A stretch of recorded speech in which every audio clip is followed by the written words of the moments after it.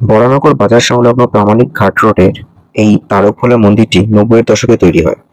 এই মন্দিরের প্রধান সেবায়িত ছিলেন বাসুদেব, যিনি ঠাকুরকে সামনে থেকে পেয়েছিলেন এবং তার কিছু অলৌকিক শক্তি পেয়েছিলেন সাধনার মাধ্যমে। অনেকেই বলে থাকেন যে সে সময় বহু দুরারোগ্য ব্যাধি নিয়ে তার কাছে আসলে নাকি তিনি তার স্পর্শে এবং বেলপাতা পড়ে খাওয়ালে সেই রোগী নাকি সুস্থ হয়ে যেতেন। এছাড়া বহু বাধা, যেমন চাকরি, বিবাহ, নানা রকম যে বাধার সম্মুখীন হন বহু মানুষ, সেই সব বাধা কাটাতে তারা এখানে আসছেন। আস্তে আস্তে ভক্তের সংখ্যা বাড়তে থাকে। নিয়ম হয় যে আপনাকে ১২টা সোমবার পর পর এসে বেলপাতা খেতে হয় এবং সেগুলো মন্দির থেকে পেলে ১ সপ্তাহ ধরে তাকে নিয়ম মেনে চলতে হয়। তারপর যদি মনে হয় তখন শুক্রবার তাকে আসতে বলা হয় এবং এইভাবেই বহু মানুষ এখানে আসতে থাকেন এবং আস্তে আস্তে জনপ্রিয়তা বাড়তে থাকে। তবে তাদের যা যা নিজস্ব সমস্যাগুলো কখনোই বাইরে কারোর সাথে ডিসক্লোজ করতে বারণ করেন।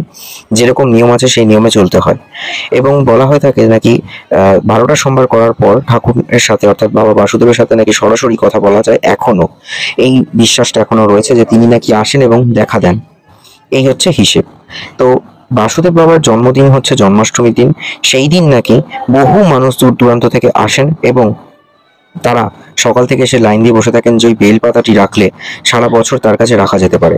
আসলে যারা অনেকে দূর থেকে আসেন তারা হয়তো সব সোমবারগুলো আসতে পারেন না, সেই জন্যই তারা আজকের দিনে আসেন এবং এসে বেলপাতাটা রাখেন, যেটা সারা বছর নিজের কাছে রাখা যায় বা খাওয়া যেতে পারে।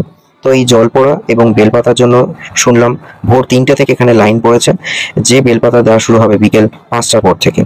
তো এই প্রায় ১০০০-৫ মতো লাইন পড়ে গেছে, কি তারও বেশি। সকাল থেকে এসে বসে আছেন তারা আজকের দিনে বেলপাতা নেওয়ার জন্য।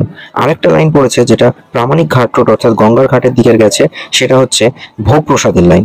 আজকের দিনে সারা জায়গা থেকে মানুষ আসেন এবং দুপুর ১টা থেকে ভোগ খাওয়ানো শুরু হয়।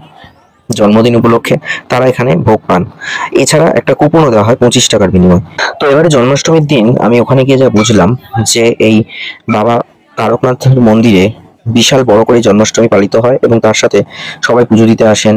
তবে পুজোর প্রসাদ কাউকে দেওয়া হয় না, সেটা সব ভক্তদের মধ্যে ভাগ করে দেওয়া হয়। তো এই দিনকে কলকাতা পুলিশ থেকে প্রচুর পুলিশ মোতায়েন করা